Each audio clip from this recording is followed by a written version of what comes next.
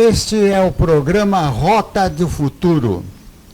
Rota do Futuro, nós estamos chegando lá ou será que teremos coragem de chegar lá e ver o que irá acontecer? Esse é um grande problema da humanidade. Para chegarmos lá, aonde que eu não sei, nós precisamos de tecnologia. E esse programa traz para vocês a alta tecnologia aplicada nos dias de hoje. Por incrível que pareça, um velho como eu, com 85 anos, falando de alta tecnologia, que é coisa de jovem. Mas os jovens realmente precisam se engajar, porque deles dependem todas as nossas possibilidades futuras para a conquista do espaço, a conquista do universo. Quem sabe? Eu aqui trouxe do lado um visionário, um camarada que ele tem uma tremenda capacidade de engendrar coisas. Tanto é que ele já tem mais de 700 projetos dele espalhados nesse mundo. Ele é especialista em ambientalismo e tudo mais.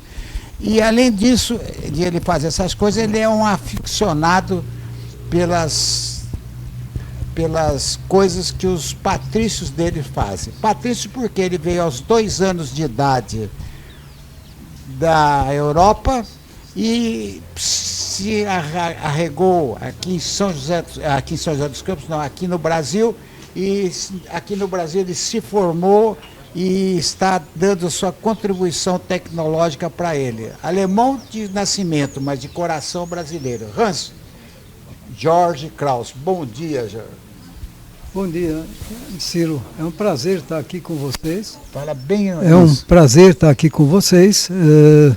É uma honra também. E o objetivo maior sempre é divulgar essa tecnologia, as possibilidades que a tecnologia traz para nós, para inclusive motivar essa geração futura e nova que está vindo por aqui.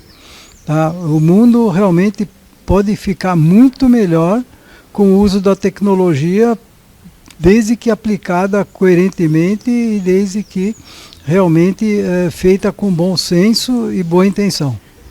Nós escolhemos esse local para apresentar o programa hoje porque o restaurante Bahia do Vale é um retrato de São José dos Campos, da boa hospitalidade que traz à cidade esse restaurante. Tem comidas baianas aqui à vontade, muqueca e tudo mais, que vocês irão ver. O Alex vai passar para vocês terem uma ideia. Aproveitem dia de semana, fim de semana, vir aqui que tem deliciosos coquetéis e tudo mais. E a comida é muito boa. Mas já que estamos após o almoço, estamos já satisfeitos, nós vamos nos satisfazer com a tecnologia. E a alta tecnologia, o Jean, o que moveu você a estudar os dirigíveis? Olha, os dirigíveis sempre foram uma ficção, foram uma, eu diria, um marco, tá? Porque eu sempre apreciei tudo aquilo que no passado dava muito bom resultado. E os dirigíveis, no passado, eles realmente eram os meios de transporte mais sofisticados, mais imponentes e mais importantes e mais seguros.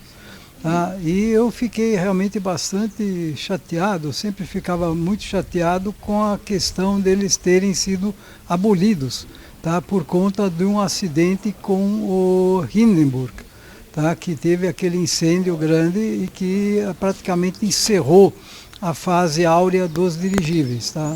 Agora, o que eles não contavam na época, e realmente o pessoal da mídia na ocasião também não avetou, é que o Graf Zeppelin, que era um dirigível um pouco anterior, um pouco menor que o Hindenburg, ele fez equivalente a mais de 80 voltas pelo planeta inteiro e não teve um acidente nem incidente sequer. E nós tivemos mais de 60 sobreviventes. Mais de 60 viagens da Europa para o Brasil. Isso só do Hindenburg. O Graf Zeppelin teve muito mais ainda. Ele fazia em 2 dias e meio, enquanto os navios demoravam 20 dias, 15 dias, 20, 25 dias. Ele levava, né, de 2 dias a 4 dias, dependendo da direção dos ventos. Tá? Mas o que é interessante é que, o que eu sempre falo, se os dirigíveis tivessem continuado sem a intromissão da mídia na ocasião de querer apontar os dirigíveis como os culpados por um grande desastre, tá? Hoje o mundo seria totalmente diferente. Porque... E esse desastre, parece que, Hans, nós conversamos anteriormente, esse desastre aconteceu em virtude de utilização de uma laca para fazer um isolamento do hidrogênio, se não me engano, e essa laca que incendiou, porque não podia usar hélio que o americano não deixava, não é isso? Exato. O Hindenburg, diferente do o Graf Zeppelin, a cobertura dele era uma loninha de algodão impregnada com óleo de peixe.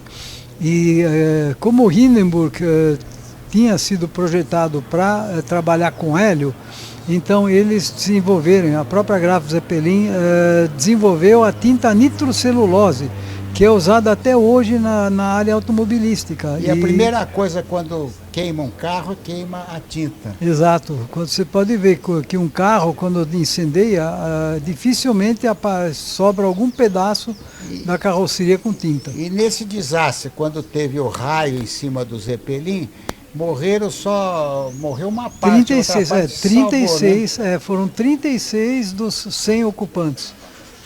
Ah, então é 1/3. Daí a história é o seguinte, ele sempre pesquisou, foi lá na cidade do Hindenburg, olhou, ele tem uma cópia fiel dos projetos do Hindenburg e tudo e tal, conhece profundamente esse programa que foi um êxito do século passado. E daí ele me procurou e falou assim, nós precisamos chegar com esse projeto para a gente levantar fundos para esse projeto. E nós fizemos para o governo, na época que era o presidente Bolsonaro, nós fizemos um projeto que se chamou, Felipe, presta atenção nisso aí, o nome do projeto. Chamava Preservação, Conquista e Manutenção de uma Amazônia Sustentável. Esse projeto foi apresentado para a presidência da República, em 3 dias eles quiseram o projeto, não foi isso? Foi. Sim, e esse projeto chegou lá e só não foi levado a fim porque ele passou na Amazônia Legal, no pessoal da Amazônia Legal, que estava muito preocupado com o contrabando e não deu tempo deles verem direito, ou talvez não tenha dinheiro suficiente também. O que você acha? Eu acho que simplesmente é como tudo aqui no mundo, a política ela acaba tolhendo todas as possibilidades e todos os resultados realmente positivos, tá? Então a gente não sabe quem que barrou isso, tá? E provavelmente alguém que não queria que a Amazônia de repente tivesse uma forma de ter acesso em todos os lugares e pudesse ter uma exploração muito mais ecológica e mais sustentável. Tá? Então, isso aí poderia interferir em alguns interesses obscuros. E hoje o mundo realmente sempre tem limitações por conta desses segundos interesses que nem sempre são a favor da humanidade. A grande vantagem desse projeto para o Amazonas, para o Brasil e para o mundo todo é que um dirigível como esse, primeiramente ele fica de acordo com o que o Hans quer. O Hans não quer um dirigível como feito naquela época, ele quer um dirigível feito up to date. Up to date em inglês é totalmente atualizado com a tecnologia moderna, usando os materiais modernos e tudo mais. Então, e tem uma vantagem muito grande aqui, um dirigível desse, como ele deverá ficar eternamente no ar, ele não precisa descer, não precisa ter lugar para guardar, não é, Hans? Exato. Então ele será inteiramente metálico, de uma maneira tal que ele irá pairar no ar em todo o tempo. E outra coisa, ele não é tão rápido quanto um avião que anda 800, 700, 500, 600, 700, 800 km por hora. Ele vai andar até Ou 10 mil, que nem estão falando aí dos hipersônicos, ou 5 mil que ele seja.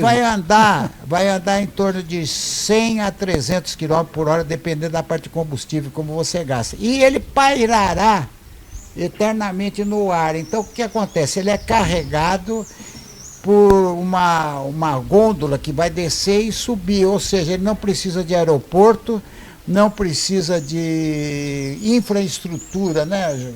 Sim, na verdade, ele vai passar a ser a infraestrutura do século XXI. Tá? Porque ele não precisa de estrada, ele não precisa de porto, ele não precisa de aeroporto. Tá? A carga e os compartimentos de passageiros vão subir e descer por sistema de cabos com estabilizadores dinâmicos. Então não tem perigo deles estarem balançando nesse circuito. E o interessante, viu, o Felipe, que é engenheiro hipersônico, e o Osni, que é engenheiro também, e o nosso amigo que está vendo esse programa agora, o César Latti, também engenheiro. O interessante desse programa é que esse famoso dirigível, ele não vai precisar, ele não precisa de nada para levantá-lo, ou seja, o voo é feito no eixo X, Y e Z. O duro é o Z, que é levantar e descer. Quem levanta ele e desce é o gás. Sim, não é verdade? ele pode variar a densidade, tá, em voo. Então ele pode sempre se posicionar para ele ficar com um peso zero na atmosfera. Tá? E o grande lance é que, diferente de aviões que voam, as aeronaves mais leves que elas pairam, elas flutuam na atmosfera. Então você transforma a atmosfera num enorme oceano. Então todos os locais do planeta vão ter acesso. Ou seja, o voo é dado em 3 eixos, X, Y e Z, subir e descer para um lado e para o outro. O dirigível, que ele diz, ele só vai navegar no eixo X e no eixo Y, ou seja, a mesma coisa que um barco no mar. Só que o dirigível sobe, ele é em 3D, a estrada, a rua, seria 1D. Tá? Então você tem linhas. Então você vê que quando entope o trânsito, ninguém mais anda. Tá? Você não tem para onde fugir.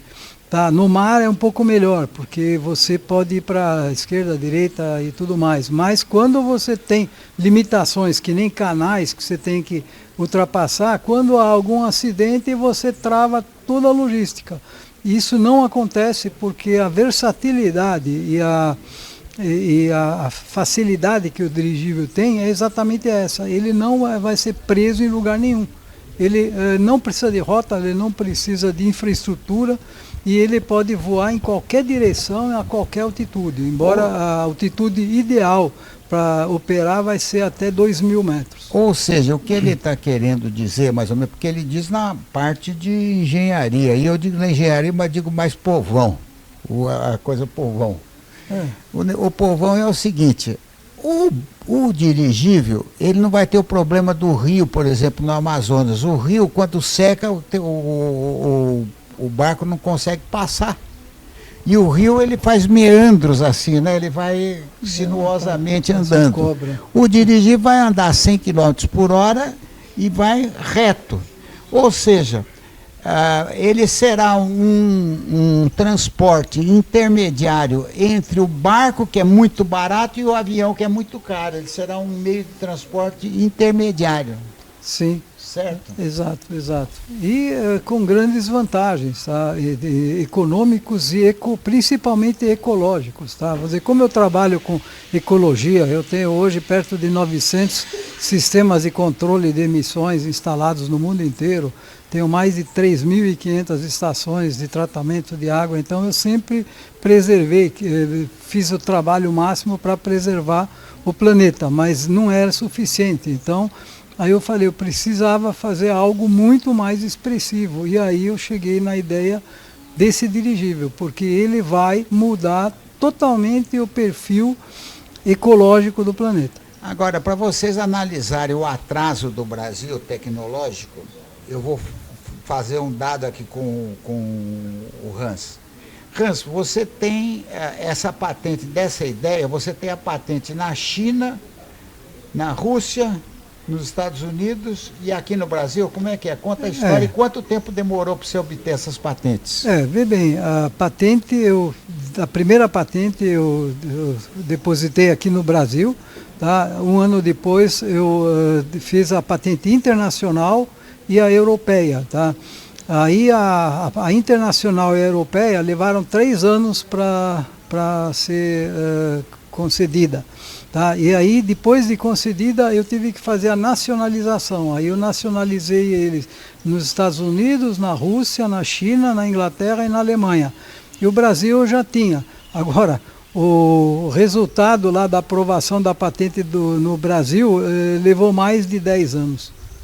Tá? Então, vamos dizer, aqui as patentes demoram muito. Felipe, você que quer patentear as coisas, veja como é que é o negócio, hein? Isso é importante para o pessoal que está assistindo. Hoje eu tenho uma advogada de patente na Polônia e aí eu faço a patente lá e depois eu nacionalizo no Brasil. Sai mais barato, já fica num âmbito internacional e você tem uma garantia maior do que você fazer por aqui. Bom, depois que nós temos toda essa parte, aonde você esteve na LAAD, na Dubai Air Show, em vários locais que você esteve nos Estados Unidos. Conta para nós as suas aventuras para tentar conseguir. E que importância. Aqui no Brasil nós tentamos o crédito do FINEP? Sim. A gente começou com a Embrapi, tá? Só que a Embrapi é um problema, tá? Eu até pensei, vamos fazer, eu teria que entrar com 30%. Tá? E a gente ia simplesmente fazer o projeto aeronáutico, ia sair 150 mil reais, é pouca coisa, tá? Mas eu ia entrar com 30%, tá? Eles iam entrar com 70%. Só que eles queriam ficar com a patente toda. Tá? Eu li o contrato deles, é um absurdo. Tá? Então eu ia, por conta de um contrato ou de uma patente que vale trilhões, tá? Eu ia dar de presente para eles por 100 mil reais. Então eu falei, não, eu vou eu mesmo juntar o dinheiro e tocar esse projeto para frente. Bom, e como é que está a tocagem desse projeto hoje, o andamento desse projeto hoje? Eu tive... Graças a você conseguiu vir no Parque Tecnológico. O Parque Tecnológico está ajudando muito. Sim, eles inclusive convidaram a gente na época lá para participar lá do Dubai Air Show, tá? Que foi um achado, foi realmente uma coisa bem interessante, porque a gente pôde expor a nível internacional. Inclusive lá eu fiz contato, né? Nós fizemos contato com 2 sheiks. Tem um outro sheik também que é de uns amigos meus aqui, que eles dão suporte para eles. E que eles estão esperando eu terminar agora um protótipo que eu estou construindo e levar para eles lá, para eles financiarem o projeto. Tá? E eles que já falaram que eles não gastam dinheiro em papel, eles querem ver um produto. Tendo um produto, eles vão querer logo de cara o maior modelo, porque de coisa Mas pequena. O russo que você conseguiu lá, ele viajou 25 horas para vir conversar com a gente aqui no parque, para ver o parque. Conta para nós do russo. O problema do russo, tá, é que deu esse problema lá na Rússia, lá com o Putin, com a Ucrânia, e ele é fabricante de cerveja e vinhos, e ele teve que mudar o mercado, tá? O mercado dele era europeu. Aí quando teve o bloqueio, ele não forneceu mais nada para a Europa. Aí ele teve que mudar todas as fábricas para a Bielorrússia e para o Paquistão, tá? Porque o mercado dele ia ser a Índia e a China. E aí o interesse dele por dirigíveis, porque ele poderia ter um meio de transporte bem mais econômico do que caminhões e outros modais de transporte. E depois você esteve nos Estados Unidos também? Sim, eu tive em Los Angeles, tá? Eu tinha até marcado uma reunião com o Elon Musk, tá, que o grupo dele tinha se interessado, mas eu cheguei lá no dia 2 de fevereiro. E aí o Elon Musk estava lotado de compromissos por causa desse novo governo e tudo, e essa reunião não aconteceu. Tá? Mas ainda está em vias de acontecer. Tá? Eu estou fazendo contato também com o Sergey Brin, que é o cofundador do Google, tá? E também com o proprietário daquela maior empresa de logística, a Amazon. Tá? Jack Bezos. Eles já me responderam, tá? Eles disseram que estão interessados também, mas a coisa não chegou a um ponto de fechamento. Mas eu acredito que ainda esse ano eu vou ter algum resultado. Agora, o mercado para esse tipo de aeronave que você tem serviria para apagar fogo nas florestas, como nós vamos ver nesse vídeo, que o Alex vai apresentar o vídeo, ele vai mandar o vídeo para você e você apresenta o vídeo. E também poderia usar como guindaste, por exemplo? Sim, ele é um guindaste, ele faz todo o serviço de logística. Ele faz o transporte super pesa, né, com a grande vantagem que você não tem problema de logística lá, de passar por uma turbina, passar por baixo de túnel, pontes e tudo mais, tá? Ele realmente não tem limitações, que esse é o grande ponto forte dele. Ele pode pegar, por exemplo, uma turbina de 200 toneladas na Alemanha, lá no fabricante, e levar para a China, para a hidroelétrica, e já montar a turbina no local. Tá? Ele levaria 5 dias para fazer esse trajeto. As turbinas, quando saíram da Alemanha para a China, levavam 253 dias. Tá? O frete saiu mais caro que a turbina. Agora, eu perguntaria uma coisa para você interessante. Daria para fazer, por exemplo, você tem uma fazenda de soja no Mato Grosso. Você faria um dirigível grande, ele pegaria a soja na fazenda do Mato Grosso, poria Passa por cima dos Andes. Passa por cima dos Andes, depois já deixa dentro do navio, poderia ser feito Ele isso? descarrega no navio, que nem no porto não precisa estar portado. Isso é devido então ao que você me falou a respeito do seguinte, que a forma do dirigível pode ser pequena, de 100 metros, de 120 metros por 30 metros, até 1 quilômetro de tamanho. É a mesma fórmula aerodinâmica, as mesmas condições, só muda o tamanho. E quanto maior ele for, melhor é a relação custo-benefício. O custo de transporte, por exemplo, dessa soja seria bem menor, inclusive, do que o próprio modal rodoviário. Você não teria os limites, vamos dizer. Se não fizerem o túnel para atravessar lá pela cordilheira, que seria um túnel caríssimo, né? Os caminhões para seguir na parte plana, sem problema. Agora, para subir e descer a serra que daria a transposição, é extremamente complicado. Tá? Então, o custo desse transporte, além de moroso, era bem mais caro também. E agora vamos me explicar uma coisa que o Felipe ali está preocupado. Ele me falou, está preocupado, o engenheiro Felipe me falou, preocupadíssimo. A preocupação dele é o seguinte: você tem dentro do seu balão, dentro do dirigível, você tem hidrogênio.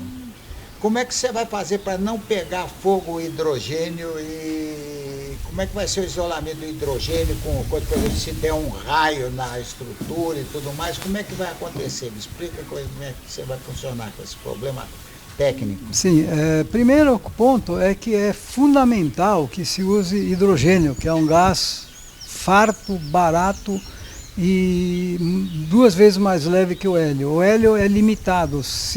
Se produzirem 100 dirigíveis grandes, acaba o hélio do planeta. Então, não é uma opção viável. Tá? O pessoal ainda está batendo o martelo nisso. Eu acho que é político também, que é exatamente para não permitir que esse modal vá para frente. Tá? Agora, por que o hidrogênio é 100% seguro? Tá? Pelo seguinte, hidrogênio sem oxigênio não pega fogo. Tá? Então, imagina, vê quantos casos de botijão de gás dentro de residências teve caso de incendiar. Mesma coisa, nós temos no mundo hoje mais de 2 milhões de veículos aí, 2 bilhões de veículos, sempre andando com o tanque cheio, tanque meio cheio e tudo mais. Quantos casos de incêndio se conhece de tanques de combustível que pegaram fogo e puseram fogo no carro? É quase zero. Tá? Por quê? Porque dentro do tanque você tem um ambiente muito carregado com solvente e pouco oxigênio. Então, o limite de explosividade, tá, inclusive do hidrogênio, é muito menor. Tal que quando o Graf Zeppelin ele usava como combustível o Blaugas, que era uma mistura de propano com hidrogênio. Por que tinha que pôr o propano? Porque o hidrogênio não pega fogo fácil. E outra coisa, Hans, eu queria saber o seguinte, se fala muito em hidrogênio verde. Vamos supor que você ponha uma série de torres eólicas para obtenção do hidrogênio, fazer a hidrólise da água do mar e sair o hidrogênio. Depois, para transportar esse hidrogênio para vir o hidrogênio do mar até a terra já é um problema sério. E para você gerar energia lá, como é que esse dirigível poderia ajudar nessa parte do transporte do hidrogênio? Olha, primeira coisa, o hidrogênio verde é todo aquele que é produzido sem pegada de carbono. Tá? Então, vamos dizer, se você vai queimar diesel para produzir hidrogênio através da eletrólise, esse hidrogênio não é verde, porque você não vai poluir, o carro não vai poluir, mas para produzir hidrogênio você poluiu, então não é o caminho correto. Então, se você fizer realmente aqueles parques eólicos em alto mar, por que se faz isso no mar? Primeiro, porque não tem vizinhança por conta de reclamação por causa de barulho. Segundo, que o vento é mais estável. Em terceiro, você pode realmente já fazer a eletrólise lá mesmo, tá? E gerar e comprimir o hidrogênio. E aí, evidentemente, se você puder usar o dirigível para fazer o transporte, vai ser bem mais fácil. Caso contrário, você vai ter que usar navio, depois você vai para o porto e tudo mais. O Alex já pediu para a gente fazer um break por causa que precisa dos nossos comerciais.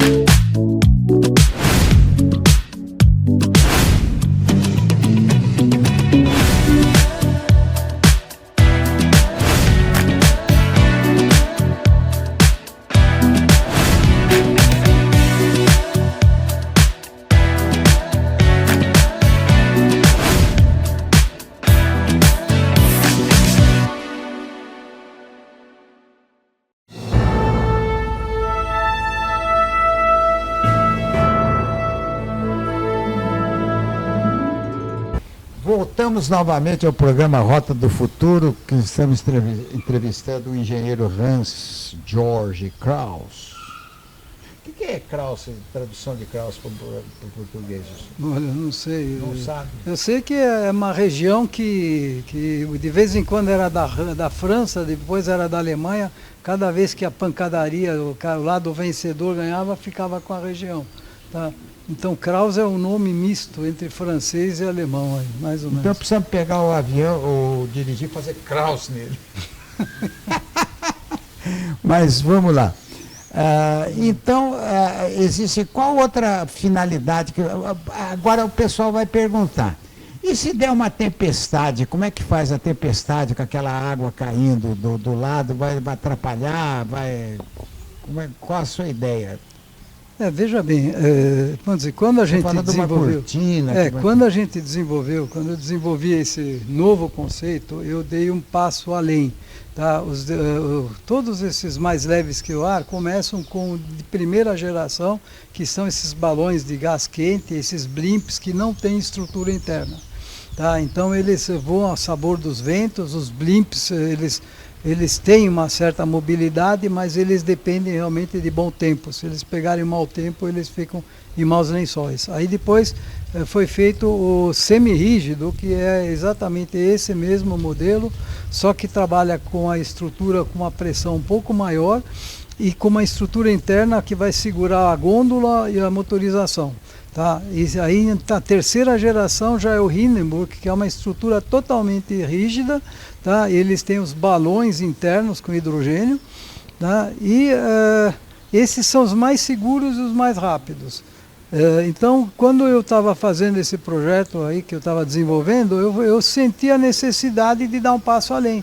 Eu falei, pô, se a dimensão 1 é sem estrutura, a 2 é meia estrutura, a 3 é estrutura inteira, tá? Então a quarta geração tinha que ser uma superestrutura, tá? E essa superestrutura eu desenvolvi usando primeiro o alumínio como capa, tá? O que já evita a combustão do hidrogênio, tá? Imagina um invólucro enorme totalmente pressurizado com hidrogênio. Tá? Se eu fizer um buraco nele, vai vazar hidrogênio, você pode pôr um fósforo ali, vai sair que nem um maçarico.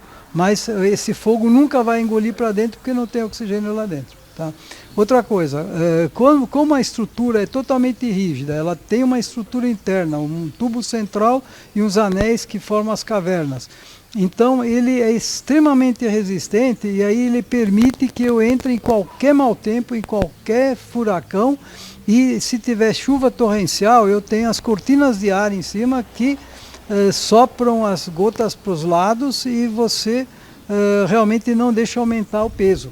Além disso, você cria um empuxo. A superfície do topo do dirigível vai funcionar que nem uma asa gigante. Então eu consigo, no caso dos incêndios, eu consigo pegar uma massa equivalente à carga máxima dele e levantar só com o efeito dessas cortinas de ar. Tá? Por que é necessário? Porque se eu levasse o dirigível no convencional e eu soltasse a água lá no fogo, ele ia ficar cada vez mais leve, ia subir, então você não tinha controle. Então, isso que aí é a grande diferença desse projeto. Outra coisa, Hans, você me disse que ele poderá se tornar, dependendo da velocidade, ele se torna mais econômico ou menos econômico conforme a velocidade, porque você pode pôr painéis eletrovoltaicos em cima dele, na superfície, que a superfície dele é grande, e ele pode gerar a própria energia para se locomover de um lado para outro. Como é que é essa história? Sim, ele a 70 km por hora, tá, com os painéis solares atuais aí que dão uma média aí de 200 watts por metro quadrado, tá, eu posso gerar durante o dia a energia para manter ele voando a 70 por hora e carregar as baterias para ele continuar nos 70 por hora durante a noite. Tá?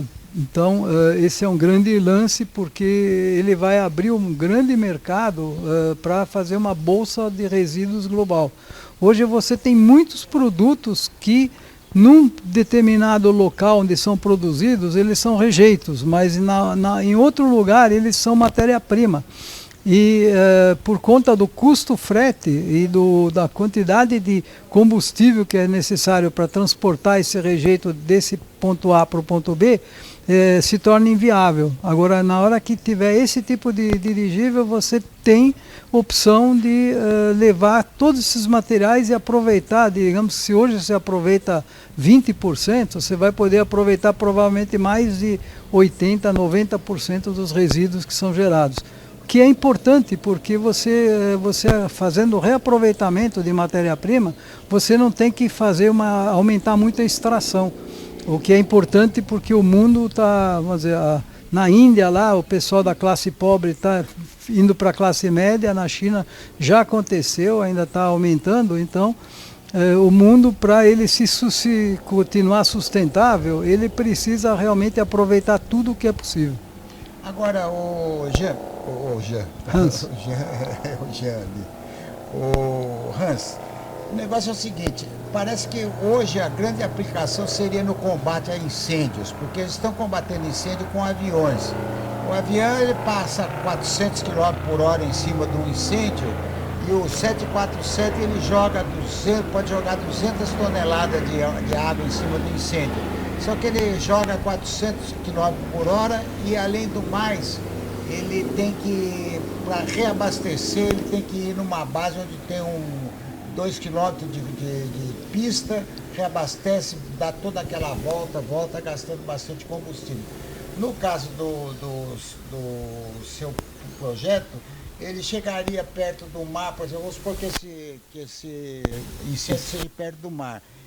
Rio ou do lago. Ele encheria aqui, ficaria planando em cima do incêndio, desceria uma gôndola. São umas cabines isoladas termicamente, resfriadas pela própria água. E jogaria água diretamente em cima, diminuindo com a pontaria, e tudo, e ficando estaticamente parado. Sim, e a vantagem, você pode usar o aquagel, tá? Que seria um poliacrilato de potássio, tá?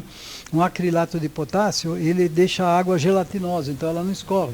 Então você pode, com esse meio, como essas cabines podem ser reguladas a altura em relação à tancagem, eu posso descer 100 metros ou 200 metros. Tá? Então eu vou ter uma pressão muito grande e eu faço como se fosse uma pintura nas árvores que ainda não pegaram fogo.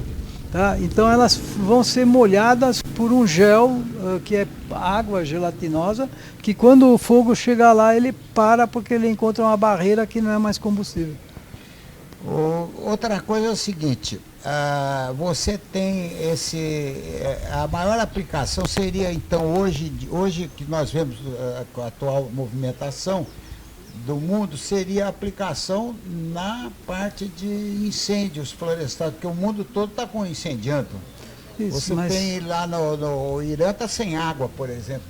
Não tem água nem para beber o pessoal do Irã. E você pode evitar perdas de produções agrícolas, tá? Que você teria a condição de irrigar, fazer uma irrigação tranquila, né? Pegando a água nos rios mais próximos aí.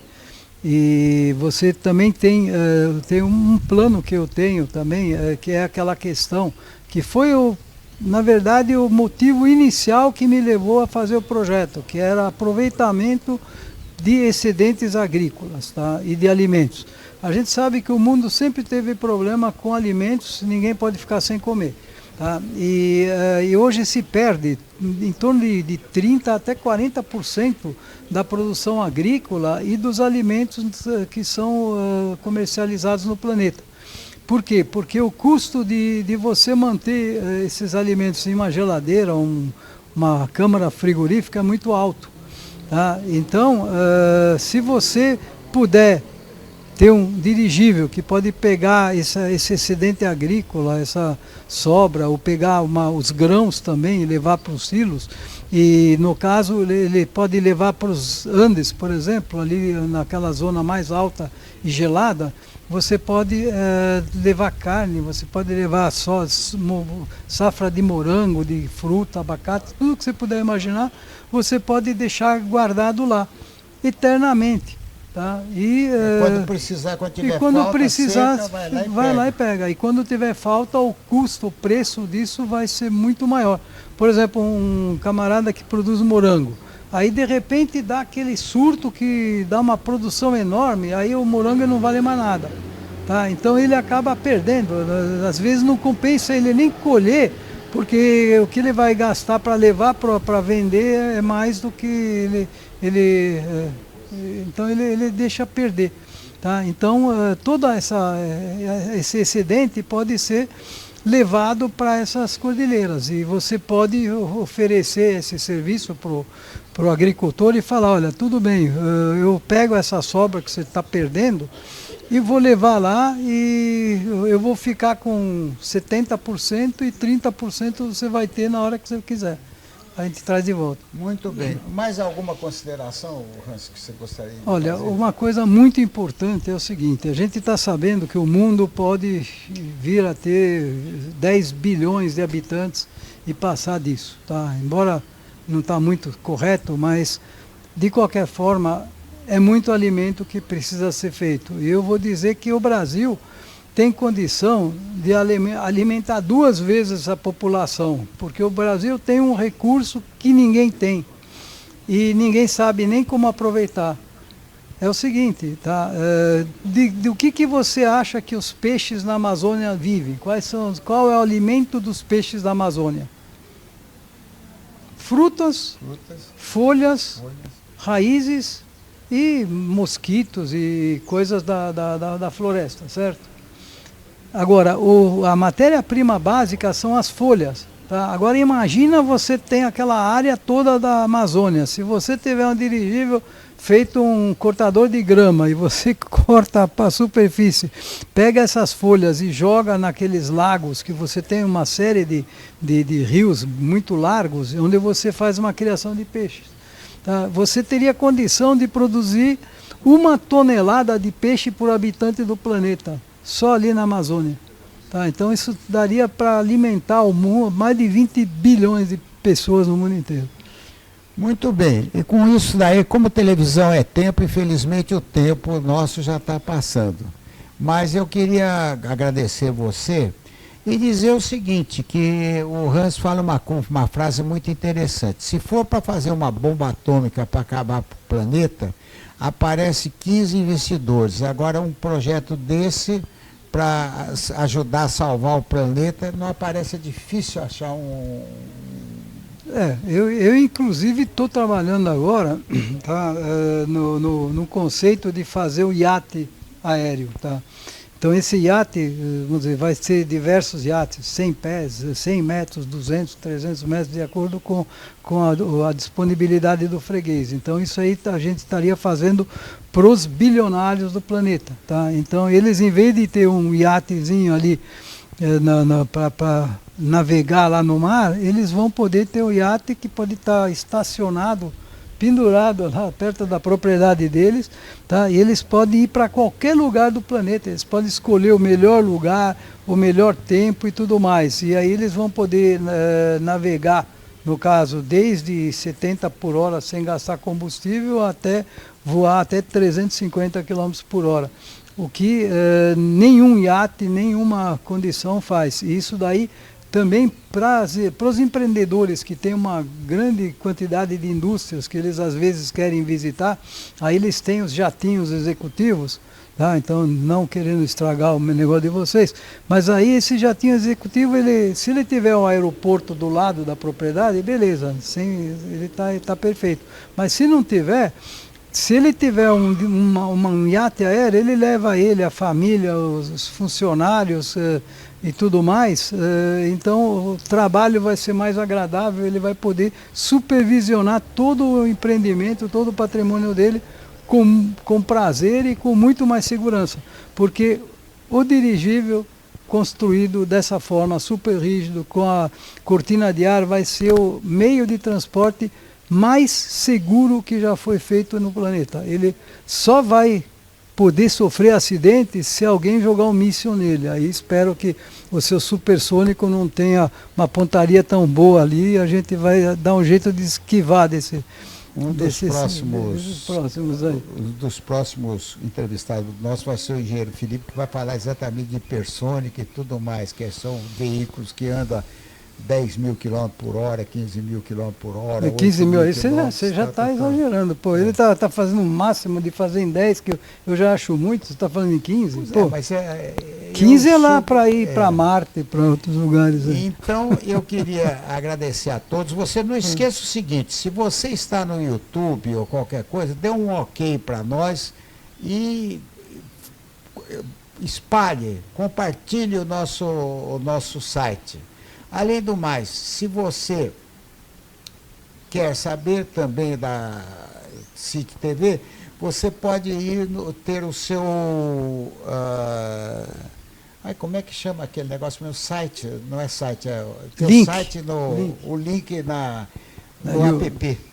Tá. Tem o link nosso no app. Então você vai no link ou no YouTube, você dá um OK, que é aquele sinalzinho assim, e faça um bom proveito de tudo. Amigos ouvintes, um bom dia e que o Senhor nos acompanhe hoje. E eu falo assim porque Deus ajudar um lugarzinho para mim lá no céu. Viu? Tá.